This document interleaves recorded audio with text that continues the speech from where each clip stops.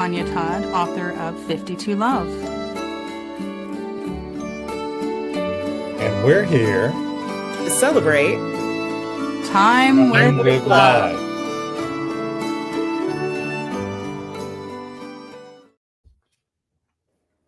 Hi, everybody. Hey, everyone. Yeah. Welcome back to A Time with Love. Or this is your first time with us, or you've been riding with us all year. We're so glad you're here and share a little love and laughter with us today. Yes, and welcome to our October guest author, Lisa Rayne. Hi, Lisa. Hello, everyone. We are very excited to have you with us. Well, I'm excited to be here on this beautiful day, and I'm kind of looking forward to getting into the themes of the book. Haven't had to talk about this one in a while, so yeah, it sounds like. I love this book. I love it. I can't wait to hear you talk about it again. It does not get old. Well, I'll in case people are new to Time with Love, I'll do a little refresh of what are we? Where is this thing that you are? We are Time with Love is a monthly online show of romance readings, interviews of our guest author, and games. And Tonya Hadley and I each have what Tonya calls calendar books, and I have to remember to use that phrase. So Tanya's book is 52 Love, gives weekly love lessons. And Hadley's Bachelor of the Month series encompasses 12 monthly novellas and a bonus 13th book, a prequel to the series. And my short story collection, Gay All Year, has a story for each month. And they focus on how men meet each other. That's all my writing. And it's connected to a holiday or event that month. And I'll start off with my work. We're each going to read from our books today. And I'm reading from Gay All Year. And the October story is called Disaster Day. And the holiday in the story is Columbus Day, which is tomorrow. So I'll read you a little bit of it. And one of my beta readers said, this story was so mean. And I thought, do you want some breakfast? He asked. He handed me the scrap of paper like it was the menu. I shook my head. If I opened my mouth, I knew a yes would fall out. Not even coffee, he said, sort of whining. The wine made it easier to say no. We're having a powwow Monday, I told him. I have a lot to do back on the reservation. Both facts were true. You live on a reservation? He asked, like it was something terrible. Yep, born there, grew up there, I said, putting my socks and shoes on. Thanks. I stuck my hand out. Might as well be polite about it. He grabbed me in a huge bear hug, which nearly broke me in half. Wish I could come, he said, like I'd invited him. But I gotta work. It's Columbus Day, and I'm the new guy. I pulled away from him. More like Disaster Day, I muttered. He didn't get it. That's what Columbus was for us Native Americans. I found the message home. A disaster. Well, see ya. I walked out of the bedroom. He followed me like a tall puppy. Call me, okay? He said, looking very young and way too cute. I wanted so much to kiss him, but then I'd probably stay for coffee, and then we'd have breakfast, and then I'd want to take him back to bed, which would be short run good and long run very bad. Sure, I answered, closing the door after me. On the street outside his building, I took the scrap of paper with his number out of my back pocket and looked up at his windows. Randy was watching, still just in his underwear. He waved. I waved back, and then ripped his number into 4 pieces and dropped them on the sidewalk before I walked away.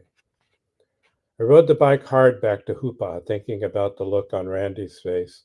But once I got back to the res, I forgot about him pretty quickly. I was new on the tribal council, and Disaster Day was the first thing the old guys had put me in charge of. I'm sure they were hoping I'd screw up. See, they'd say, a college education don't mean shit. Plus, I worked in the white man's world as a ranger at Redwood National Park. Some people thought we should keep ourselves separate. Great idea. Too bad there aren't more jobs on the reservation, bro. The elders told me not to make Disaster Day too political. That was impossible, I said. Commemorating the white invasion of native country had to be political. What did they want? A party? They nodded their heads yes, collectively smirking at me. It was too late to back out, so I decided I'd give them a party. Monday morning, things were going pretty well. The women were cooking up a storm, and the AmeriCorps kids were busy putting up banners and picnic tables in the lot between the casino and the Humboldt County Deputy Sheriff's Office, which was closed. BJ, the hoopah guy who ran it, was one of the jump dancers. He said if we needed anybody, he could call for reinforcements. That made me laugh. If we Native Americans had had reinforcements, maybe there never would have been a Columbus Day. At 10 a.m. on the dot, I started off the festivities with my speech. I gave a little history of Columbus, Cortez, Pizarro, the Pilgrims, wagon trains, gold strikes, and European diseases. I could see people nodding off, so I cut it short and introduced the dancers. I was taking my turn with the drums when I noticed the other drummers were looking at something behind me. It was something, all right. Randy in his highway patrol uniform, which he filled out really well. Joe, I said to one of the guys waiting for his turn on the drum, will you take over for me? He sat down as fast as I stood up and started pounding and singing off key as loudly as he could. Randy looked at my bare chest and deerskin skirt. So long as he was playing the shells in my nose. Can I help you off a hand? I asked him, having noticed. Something's speech was all I said, folding his arms across his deep chest and spreading his khaki legs a little. His tall boots looked mighty hot. Oh man, I was about to have a very embarrassing moment. What are you doing here? I asked, trying to sound gruffer than I felt. Officer Carpenter, that's BJ, asked me to be his backup today. Just checking in, he answered, looking like he hated me. Damn, why didn't BJ warn me? Look, he lowered his voice. I thought we had a good time. I kept my mouth shut. I saw you tear up my number. Why'd you do that? Did you listen to my speech? I asked him, squirming a little. Randy didn't seem to notice he was that mad at me. Sure, you hate white people. Then why the hell did you pick me up in the bar? I could feel his hot breath on my face. Why'd you come home with me? I was almost as angry as he was. Payback, I said. Native Americans have been fucked over by white men for centuries. Now it's my turn. So now you see why the reviewer said it was a little mean. But, you know, that's what it is. And in case you're wondering why a Redditor guy is talking about that, I'm Choctaw through my great-grandmother, so I think that counts. So the holidays I want to talk about this month are one that's just passed, Leif Erikson Day, October 9th. And that's a statue of Leif Erikson in Iceland. And I thought Leif Erikson was from like Denmark or wherever. He was from Iceland. And the evidence shows that Erikson beat Columbus to the Americas, if we're talking about Europeans coming to this half of the world. However, and now this is not proven, but both of them may have been beaten by a lost Irish monk who was in like a little round boat that in the 9th century, I think it was, and he got swept supposedly all the way to America and then made it back to Ireland to talk about this strange continent that he covered. But as I say, that may be just an Irish story. The other holiday I want to talk about is Indigenous Peoples Day, which is tomorrow, October 13th. And it's the same day as Columbus Day. And some places, some people, some groups celebrate Columbus Day. Some celebrate Indigenous Peoples Day. So Columbus was a great man. Just what he did, and it wasn't his fault, but what he did led to disaster for Native peoples in the Americas. Now we also have a contest each month. And this month, because we don't want to forget Halloween happens at the end of this month. Halloween is many people's favorite holiday. I have a little trouble with it as a Christian, but some people, included here, love Halloween. So our question is, what was your favorite Halloween costume? And audience participation, you tell us what it was and maybe why, or the colors, whatever you want to say about it, with 2 or 3 lines in chat. And I'll give you an example. Mine was, I spent all this time making this costume with all kinds of little phony feathers, and I was supposed to be the Firebird, a Russian mythic creature. And I went out in the streets, and little kids kept coming up to me and hugging me around my knees because I'm fairly tall. And they'd say, "Big Bird, Big Bird, Big Bird." So I finally decided I was Big Bird. And that was my favorite Halloween costume. We will each pick our favorite. I'm not in the running. Probably I wouldn't win anyway, but and we'll award a prize. And if you win, please note your email in chat so the author who picked you can contact you and communicate how they get the prize to you. My prize is Scandinavian cookies. Here's a tub of them from the Solvang Bakery. Solvang is a Danish settled town here in California, but the cookies are pan-Scandinavia, from Finland to Iceland. And you're thinking, why is this guy giving away Scandinavian cookies? Well, I'm 23% Viking. It's one of those weird details that Ancestry.com tells you. And now I'll toss it to Tonya. Who's drooling over Scandinavian cookies. You are not eligible. Yes, but you can send me the link so that I can find out more about these cookies for research purposes. I might even send you some cookies, babe. So, meow. I am one of those people for whom Halloween is their favorite holiday. And so with that, I'm going to talk about holidays first. We usually talk about our books first, but I want to get into the holidays. First off, it isn't every year that this is the case, but this year, Banned Books Week is in October. It's usually near the end of September, but every once in a while it moves over into October. And this year it was October 5th through 11th. So we just wrapped it yesterday. And every year I do this series called Banned Books Conversations. Our amazing guest, Lisa Rayne, has been a guest every year and a brilliant panelist every year for that series. And I'm very grateful to have her here in this month in particular, just because of that.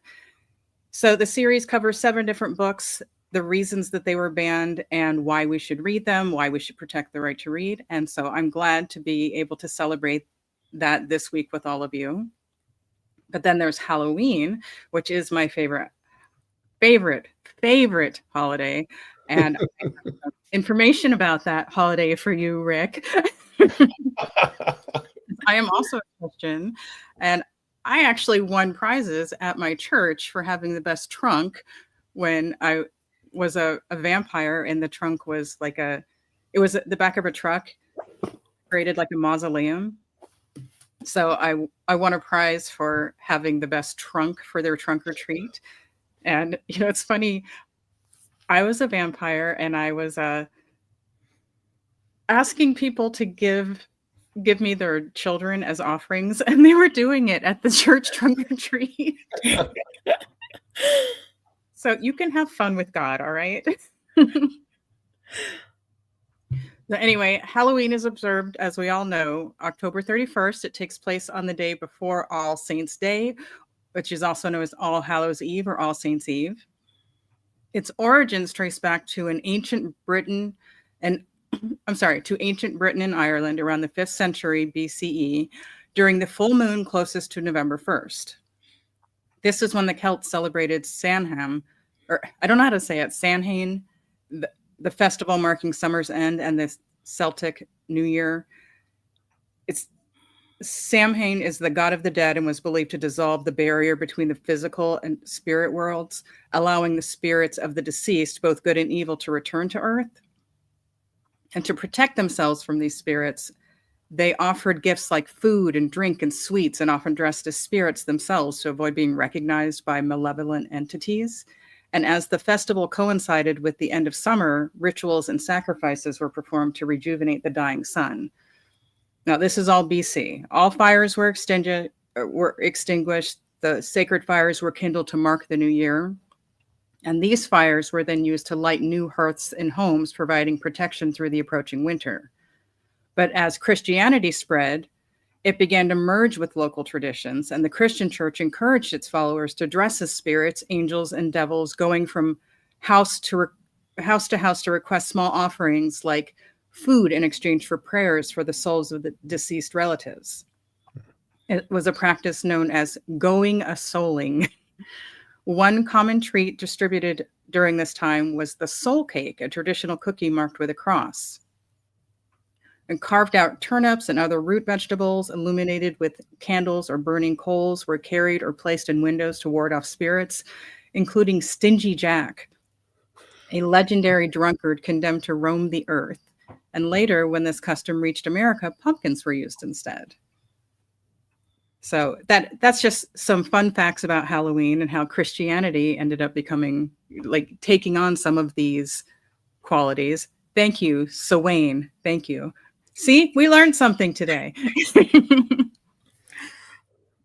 And now I will switch over to my tip for today. My book is 52 Love, which, as Rick mentioned, it's 52 love lessons, one love lesson per week for an entire year. And that is how mine is a calendar-based book. It's a weekly book. Today, we are going to do week 41, Lip Service. When it comes to romance, Shakespeare has the best way with words. Rather than ask for a kiss directly, his Romeo wooed Juliet by suggesting they let lips do what hands do. Whether you're looking to form sensuous habits to fuel your passions for decades, or you need a way to reignite those passions, use this week to follow the bard's advice. Pre-relationship kisses spark emotional fireworks and send your stomach aflutter. Once you establish yourselves as a couple, the frequency of those lip locks might dwindle. The chaos and stress of everyday life can overwhelm the most committed couples. When life pulls you in several different directions, use kissing to bring you back together and keep you centered on each other. Regular kissing fosters security. Even a quick peck in greeting or parting restores your connection. It reminds your partner that whatever challenges the day brings, he is not alone. Think of your kisses as the glue that holds your partnership together. When words fail, you can still communicate your heart with your lips. Kisses are such a universal communicator of love that mammals who don't speak our language or can't speak our language use them to share their affection. In this way, use your lips to fortify your relationship against the world's stressors. Kisses create emotional intimacy. Through physical contact, you and your partner share your vulnerability in the comfort of each other's space. Being so close physically lowers emotional barriers and builds a foundation of trust. Habitual kissing can also produce hormones that decrease stress and calm your neural system. Dopamine release gives pleasure. Oxytocin promotes bonding. Kissing triggers both. Even if you are anxious before you kiss, the act itself soothes that anxiety. Once your lips touch, your focus is on each other and the intense sensation your kiss sparks. The combination of decreased stress and increased pleasure boosts your immune system. That's right, kissing is good for your health. Unlike exercise or nutrition, which need time to take effect, the benefits of kissing are immediate. If one good kiss can affect you this much, imagine what a night of snogging can do. Kissing is natural foreplay, but it doesn't have to provoke more. When you practice this week's lesson, treat the kiss itself as a sexual act. Lean into it. Take it slow to build excitement. Nuzzle noses, mingle breaths, brush your lips along his. Tease with your tongue. Go in for the kiss, then back away. Make him want before you sate his craving. Then crash your mouths together in a mash of longing, lust, and love. Inhale his scent, taste his tongue, feel the passionate press of his lips. Then practice your kisses on other areas of his body. Let every part of your partner feel the depth of your love. When you're through, you'll ensure that those butterflies from your early days keep their wings. And because my tip is kissing, my prize for today is lip balm. You know, to keep your lips very soft and lush and smelling and tasting delicious when you practice this week's tip. That's the most appropriate prize we've had all year. For time with love, yes. Yeah. Boy, was that tip hot. Woo-wee. Meow. So I do want to take this time to remind us that we have an end of year prize for the people in the comments who, or for the person in the comments who really engages with us the most. We have a library, a physical library of every book that we have presented here this year. One book from each of the authors, including all of us. So make sure you put your answer to the Halloween question in the chat and any other comments that you like. Like, I saw that kiss, sis. With that, I will pass it off to Hadley. Hey, before I get started, I had somebody message me while we were talking, and somebody that I've known for quite a few years, and she just told me she got engaged. So I told her I'd give her a shout out to her and her fiance. Her name is Christina. His name is Anton. Congratulations to them.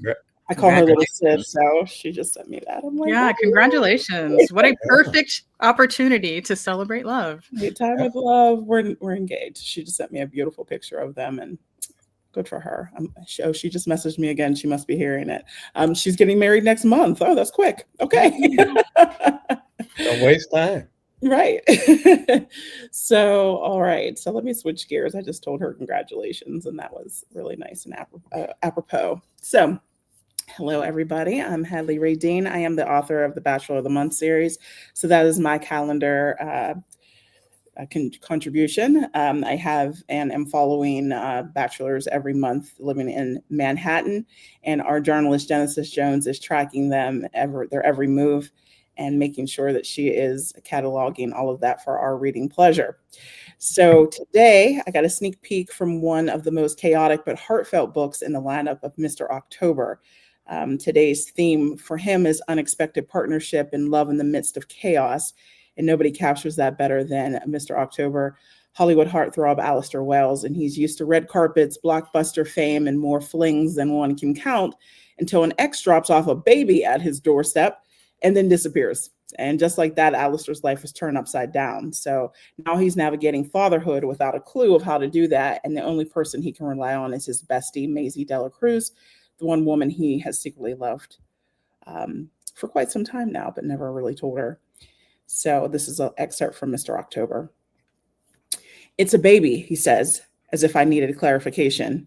I raise an eyebrow, stepping further into the room. Yeah, I can see that, but why do you have a baby? He runs a hand through his disheveled hair, his jaw tightening in frustration. It's complicated.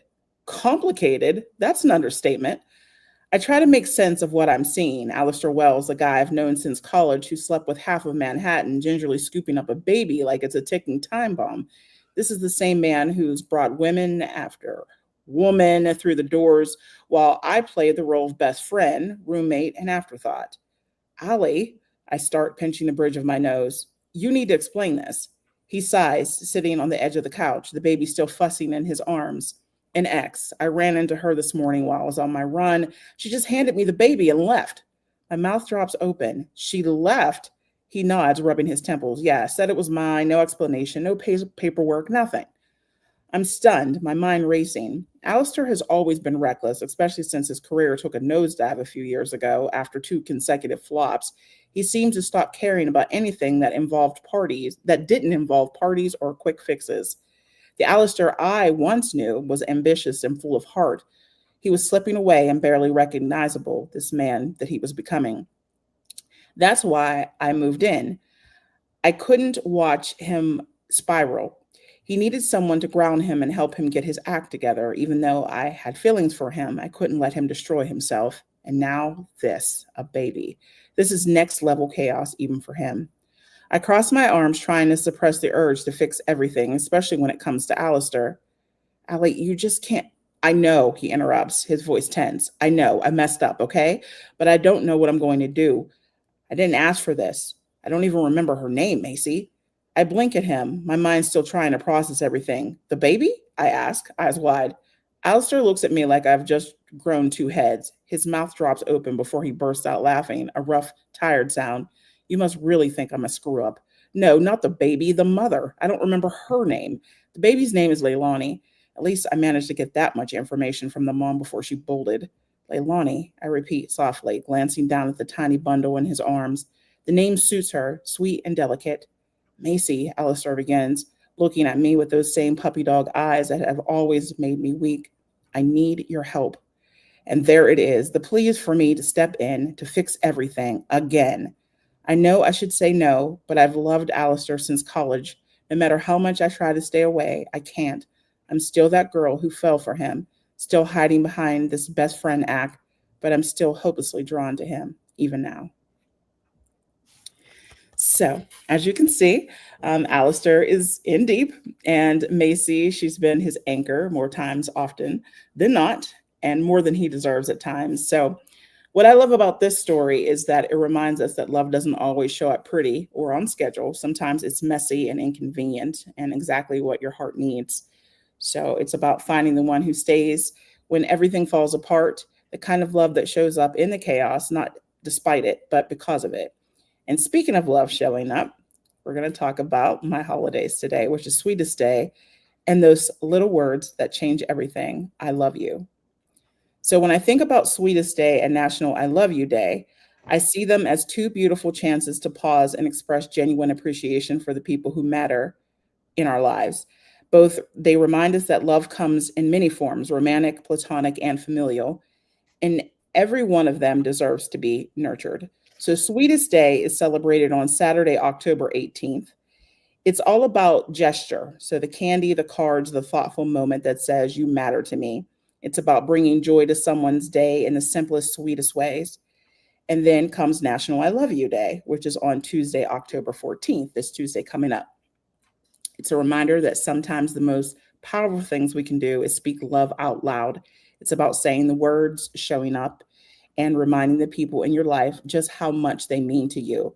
And together, they're a perfect reflection of what we see even in Mr. October, where gestures speak volumes, words heal and connect, and love that's real, even when it's chaotic, is still a thing. So both holidays remind us that love isn't complicated, it's intentional, and it's how we show up, it's how we speak, and how we make someone feel seen, safe, and cherished. So this month, for my gift and my giveaway, is going to be a copy of Mr. October. And that's that. That was I like the way Rick and Hadley both had stories that lift, you really like brought the anxiety with both of those. They ended in a spot that wasn't all calm. We need those stories to find out how they resolve this. Yeah. Yeah, the baby was just like a drop off in the middle. It's Right. like, what? Why do you have a baby? Yeah, So that's I not going to be suggest calm. Kissing can help calm those situations. Okay? Right, because the baby's not going to be calm, right? At all. Right. But At the all. baby will probably calm if the people around the baby get calmer. They do Right. pick up those emotions of those around them. At least we hope so. Yeah, well, Right. Macy does help him with that because she's a neonatal nurse, and she is able to come in there and take the crying baby off of him. But after her, why do you have a baby reaction? Yeah, like you don't just like magically have a baby. That's not how it works. Exactly. I love that excerpt, Hadley. That was really good. It was funny, and like I want to know what happens next. Thank you. Yeah, my bachelors are coming to an end, but Mr. October, he has some redeeming qualities. So, thank you for that. So, I want to introduce again our guest here, Lisa, who's been patiently waiting. Thank you for joining us. If you could introduce yourself and introduce your book for us. Well, I'm Lisa Rayne, and I write fun, banter-filled contemporary and historical romance. Although for the last few years, I've been in my historical era. And so I like to say that I bring readers badass Black and multicultural characters living and loving on both sides of the Atlantic, from the Renaissance, which will be this book, to the Regency, to the Old West. So I'm going to do what Tonya did, and I'm going to talk about my holiday first. So I picked UK Black History Month, which is in the UK. Black History Month is in October. So right now, the UK is in Black History Month. And for my book, Never Cross a Highlander, he is a Black Scotsman who is the chief of the clan's army. And with this book, I am in the Renaissance period, so early 1600s. So he's under King James the First, if you are thinking of the unified crowns, or he was James the Sixth in Scotland. And King James is the king who basically chartered the Virginia Company, which then led to the founding of Jamestown. So basically, the king in this book is the one who led to the founding of the colonies in the Americas. And he was the first king to unify the crowns of England, Scotland, and Ireland. So I found that piece of history interesting, and I intentionally picked a period where there's a connection also to American history. So I really love being able to sort of weave the foundation of America and the history of African diaspora throughout the world into my books. And I thought it was appropriate when you said you guys were celebrating October holidays to pick a book that somehow reminds us that America is a relatively young country, and we have a lot of connections to other cultures, ethnicity around the world, and that Black people didn't somehow show up first in the colonies in the Americas, that there's a history of Black people that predates the founding of Jamestown in the US. So I'm going to take an excerpt where he frees captives across Scotland. So there's a practice, and I talk about it in my author's note, of wealthy British people would buy Black people as servants so that they could show how wealthy they were. So if you had these servants in your home, it was known you were kind of prestigious. Well, sometimes they ended up in places they didn't want to be. So our heroine has got caught and was held captive at the castle, and she's trying to escape. And she's got this plan to escape. He's there to free some other people. And this is how they connect. He knows she's there, but it's what we call a comedy of errors, shall we say. So he's looking for her. And so he has asked the people where she is, and we sort of gone from there. He looked to the man who had put himself forth as the leader of this flock. Where is the other lass? The man, known by the name Jeremiah, merely stared at him with a puzzled look. The one who stood behind the princess in the arena this morning. Callum glanced about. Was she just slow, or had she gotten intercepted? A look of dawning comprehension spread across Jeremiah's face. That one is not one of us. The response startled Callum. What do you mean she is not one of you? She is a captive, is she not? Aye, but she is kept separate, even from those of us who worked inside the castle walls. Callum considered those words with a creased brow. And for that, you'd leave her behind? Are you a man of such low worth? A harsh sound, half frustration, half anger, escaped Callum's throat before he could consciously quiet himself. Jeremiah bristled at the insult, but did not speak. A petite lass, whose words were still thick with the continent of her birth, stepped forward to diffuse the tension brewing between the two men. Warrior, she would not have come with us. I tried on many times to talk with her about the notion of escape, but she made clear her plans require her stay put. 'Tis foolishness. Callum could not fathom such folly. He had encountered captives in the past whose fear of the unknown kept them from seeking their freedom, but the lass had been sorely abused recently. She was daft if she'd rather suffer such rough treatment than flee to a life where she could be her own person. Callum spun, intent on heading inside the castle, when he spied the lass in question slip out a side door.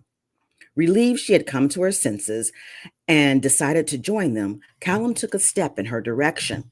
When she headed the wrong way, he cursed under his breath. The lass was not only going to delay their departure, but also get them caught. Tournament champion or not, he had no doubt his head would be separated from his neck once the king discovered he'd been the one to relieve his majesty of 11 members of his human collection. Callum motioned to the other captives to stay put and stay quiet, then took off with silent feet to intercept the female straggler. On edge that this excursion was not going according to the necessarily tight schedule that resulted from his last-minute planning, Callum made sure not to remove his eyes from his target, lest she slip into his shadow and he lose sight of her permanently. To her credit, the lass stayed in the darkest portions of the courtyard. Suddenly, she paused and quickly glanced in both directions. As if she sensed his presence, she stared for several heartbeats toward the spot where Callum stood. If the lass could see him, she had the eyes of an owl, but he opted to step into the glow of the partial moon to make sure she could make out his presence.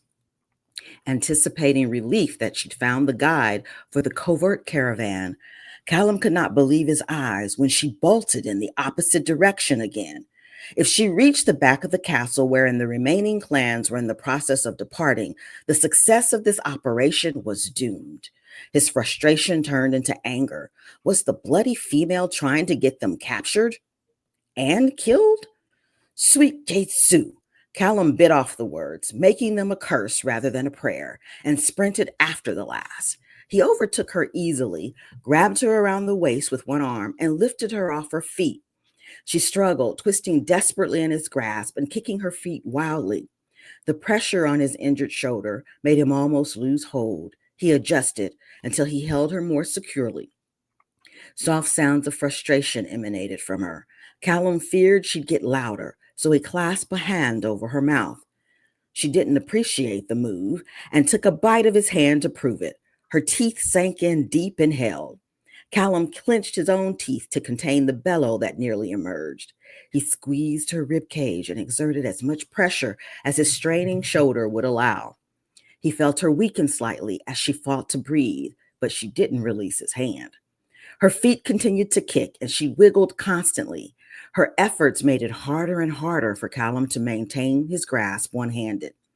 He felt like he'd captured a wild boar, and all he had to defend himself with were his bare hands.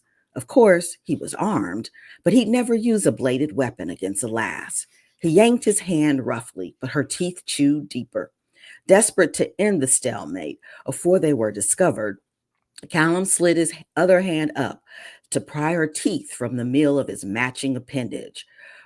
His traveling hand inadvertently caught her breast, and she yelped. His teeth-dented palm came free, but her still kicking feet landed a strong blow to his shin. He dropped her to her feet. Without turning, the lass shifted her hips and swung her fist backward with all her might, right into his cods.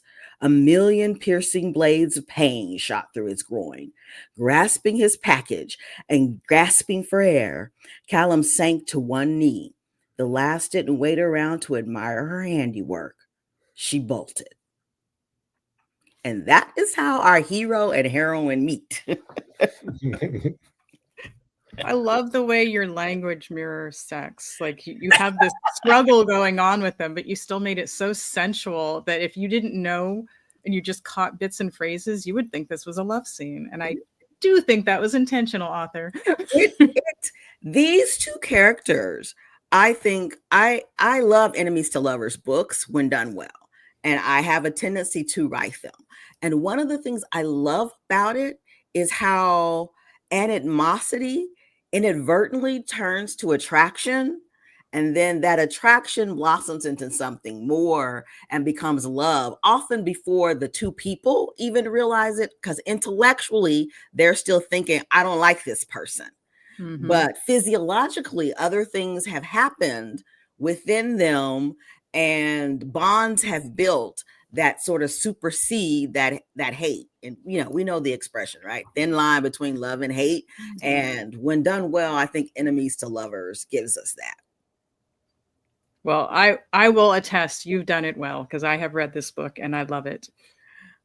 And so I guess I should talk about my giveaway, right? And so since we are in UK Black History Month and my book is set in Scotland, I thought it appropriate to give away an audiobook copy of Never Cross a Highlander, which is actually narrated by a Scottish actor. Oh, nice. So you get to hear this in a legitimate Scottish accent and listen to this tale, which I think listens as well as audio as it reads in the book. The guy does a fabulous job with the audiobook.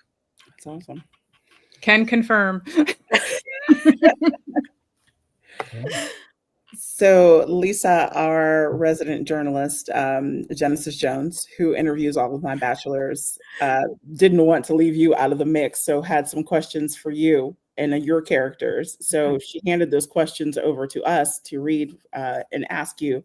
So if you could entertain us, that would be awesome. Okay. Let's go. I have from her is themed after love in the midst of chaos, as I just talked about. So your hero and heroine, which we just heard some of this, are brought together by circumstance, mistrust, danger, and an unexpected journey in a world of uncertainty. Trust is a luxury. So what makes their love worth risking everything for? As you get to know these people, and I'm not giving away too much because you learn all this in the first few chapters, both of these characters end up being loners. It's not he's a loner and she is an orphan. We find out he also happens to be an orphan. They've lost their parents in different situations. And she is also biracial. And because she's biracial and does not know who her white father is, there has been a sort of chip on her shoulder as she's interacted with her community about not quite fitting in, right? You're back in that day and even still today, like if there's Black in you, you're not white, right? So she's not accepted by that culture, but there are still a lot of people who, if you are biracial or multiracial, don't consider you the other race either. And so she has spent her life trying to figure out, where do I fit in this community when I'm actually a mix of two races, two cultures? And so independence is her thing. We see here, even she's going to go her way. She's trying to free herself. Don't know who this guy is, but she's going to fight tooth and nail to stay free so she can go where she wants. Callum is in a different situation in that he was adopted into a family and protected after his mother died, although the family who raised him is white. His mother was the lady's maid for the second son of the clan, so the brother of the laird. So his adoptive cousin is future laird. And they were raised together in a clan that accepted Blacks within their community. And he still, however, felt different. He has this family that protects him, but as he grew up as a boy in his clan, there were situations where some people bullied him. He had to deal with other things. So he basically became the baddest warrior in the clan, and everything he went through had him rise till he runs this army. I think for him, it's a matter of, I don't need anyone else. I'm the baddest warrior in the land. I'm going to protect them. I'm going to go free people who are held captives, but he keeps it a secret. So nobody knows he's doing this in secret, even his cousin. And I think that leads him to want to protect other people. Like, I experienced this. I'm now going to go protect all the people who didn't have what I had, which was someone to nurture me. Hers is, I'm going to be independent and stay independent. So when they do finally get past the attraction to love, what they find is the ability to find home in another person who they know accepts them for all they are and all the parts and all the flaws and all the hangups. Because as you can imagine, when you're the baddest warrior in the land, he kind of got an ego.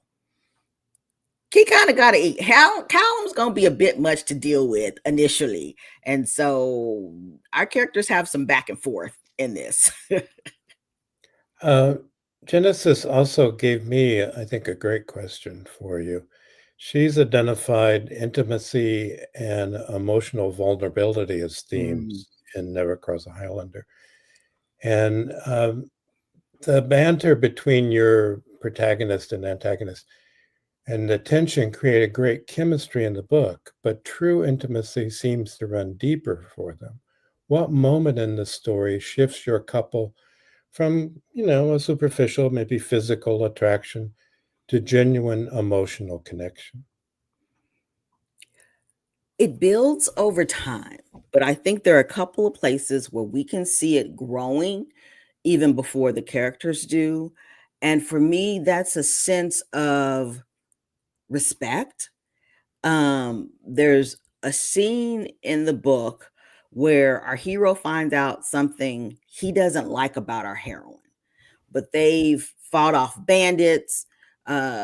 She's in essence blackmailed him to take her where she wants. So she stood up to him multiple times. And as he basically calls her all kinds of names and is really upset to learn this information about him, she stands toe to toe with him. And there's a point at which he thinks to himself, wow, she's quite a fierce lass. Too bad and I'm not going to tell you what she is, but what he's found out about her.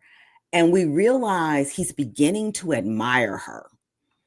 He doesn't necessarily like her. He doesn't necessarily trust her yet because of this information he's just learned, but he's starting to admire her and to have respect for her and who she is.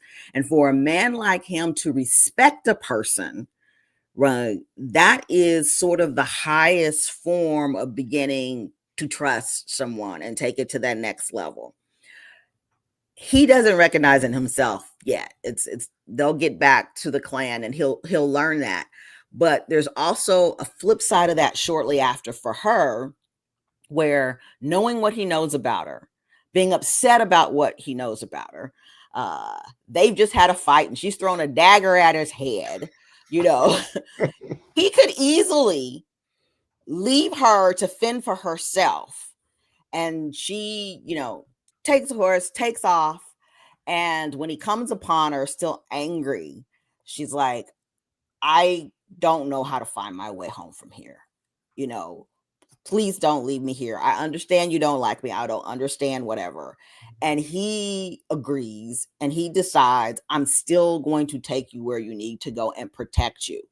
And for her, I think that's the first time someone has protected her despite all the trouble and all the baggage she comes with.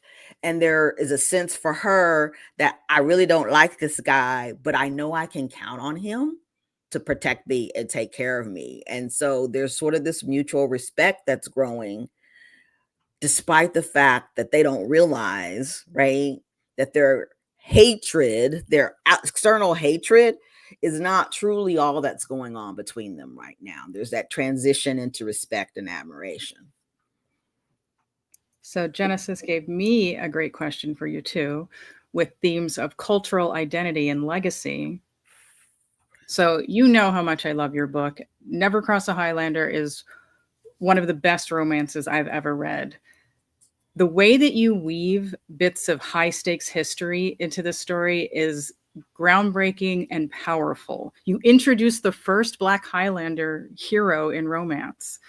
So how does his cultural identity influence the way he loves and the way he protects and shapes his future? There is a sense of legacy, I think, as was even said in the question. What we know about Callum is his mother ended up at the McNeil clan after having been set upon by bad guys and was discovered by a hunting party that brought her to the clan. She was pregnant with him when she got there. And after she got nursed back to health, had the baby, they kept her and allowed her to be there.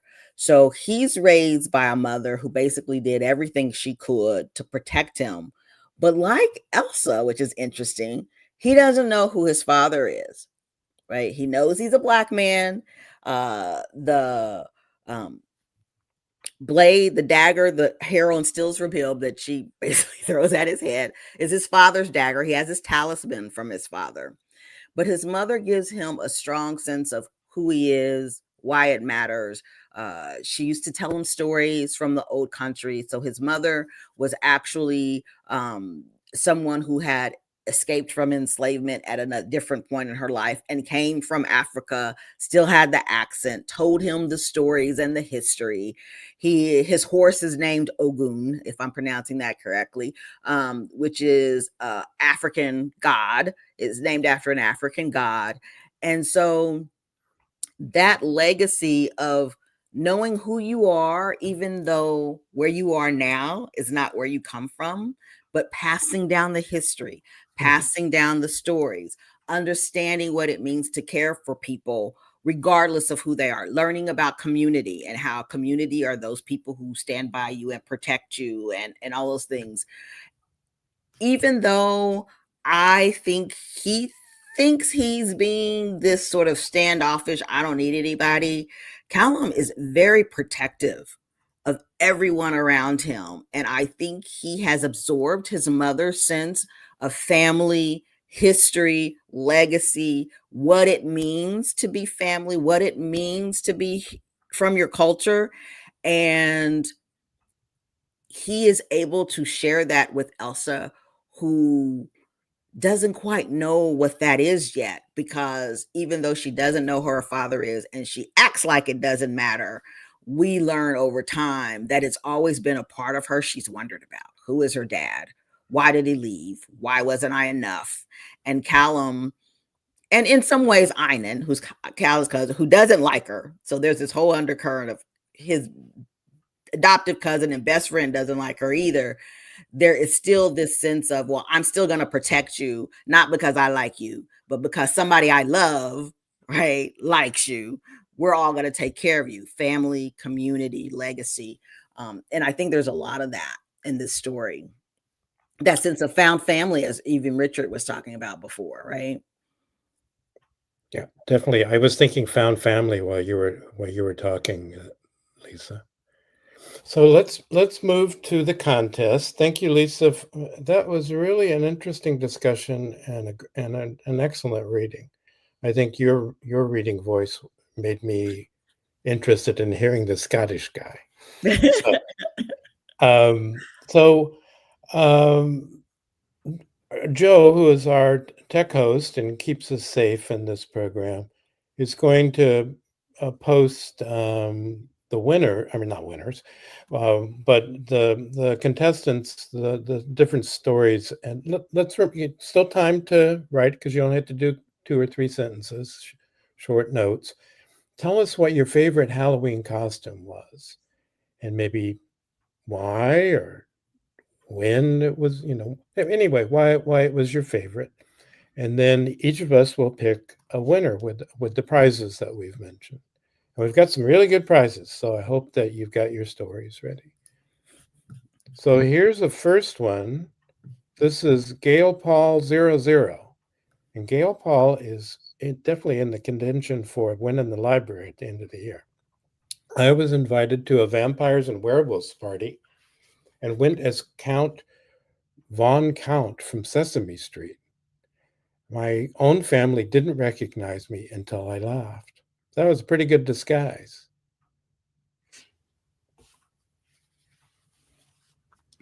But this is Kim. The costume was me as Moon, husband as Sun, painted his face yellow and mine black, and did cardboard cutouts.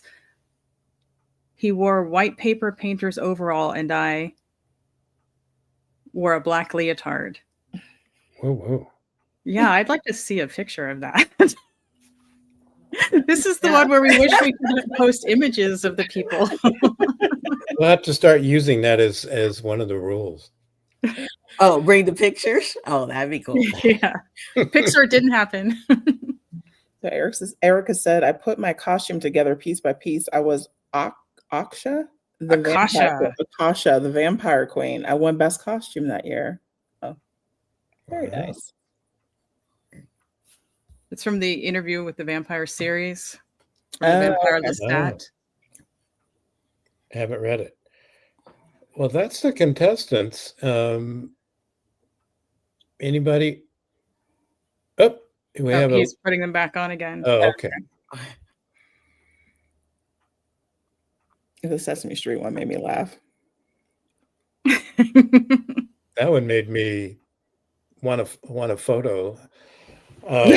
And I'm gay. So who wants to pick first? Our guest I should. said we let Lisa pick first because Yeah. she. Okay, because it's easy, and I'm like, hope somebody doesn't pick her before I pick her. But Erica T, who talks about the fact that she put her costume together piece by piece. I've always been a person who admires people who can create their own costumes. And so I also happen to love queens, and a vampire queen. Well, yes. So you were not only a vampire queen, but you made the costume. I'm in awe. So Erica T, she's my winner. Yay for Love Eric. Love it.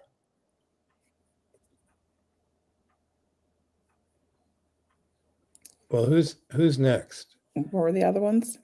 I like the Sesame Street one. I know you did. Yeah. That was fun. Count. Now, did you actually, I want to know, did you actually laugh like the Count, or did you use your regular laugh and everyone was like, oh no, that's you, you're not really the Count? I need some clarification, but that's my winner. That was a good one too. They're all good ones.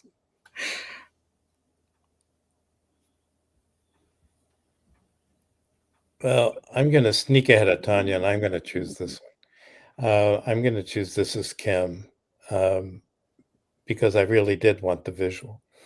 So You know- I am biased here because number one, I know all of the people who entered the contest, and two of them are related to me. So it was like, I'm going to let everyone else choose first. Good thing you didn't pick.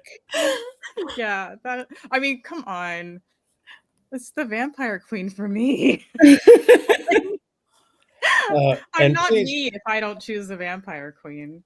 Yeah, I was worried. I'm like, if Tonya gets to pick first, I know. Right. Sorry, Well, I mean, spoiler alert, it was my party. Oh. Did you notice that two of the people were vampires? Runs in the family. Yes. So it just does. a reminder to our three winners, please post your email, and Joe will pass that along to us so we can communicate with you about Or it. if you're not comfortable with that, communicate with me, because you do all know who I am, and I will, because I'm not I'm one gonna who say, will yeah, if you're post not my email address comfortable. publicly. But Yeah, if you're not comfortable putting your information in the chat, you can DM me directly on Instagram. My handle is author, the word author, and then my last name, Rayne. So author, Rayne. So feel free to DM me on Instagram, or go to the contact page on my website, which is just lisarain.com/contact. And you can send me an email that way. And then you don't have to worry about all these random people seeing your email address. So. Right. Well, I'll trust Tonya. She'll pass. Although she may like try to steal the cookies, but Tonya, I'm going to send you cookies, so you don't have to steal the winner's cookies. The address is. Wait a minute, that's Miss Tonya Todd. What is that? Person doesn't live in Vegas. All right. Well, we've had a lot of fun. I want to thank our guest author Lisa Raines for coming and reading and participating so well. I think really you participated more as an author than anybody else has so far this year. So thank you. You should win a prize. Yes. Tonya should give you a prize. That lip balm. And thank everybody in our audience. I get the lip balm. Got it. It's the bomb. Oh no, you did not go there. I did. So thank you, everybody in the audience. Thank you for my fellow creators on the show. Had a Until- fun time.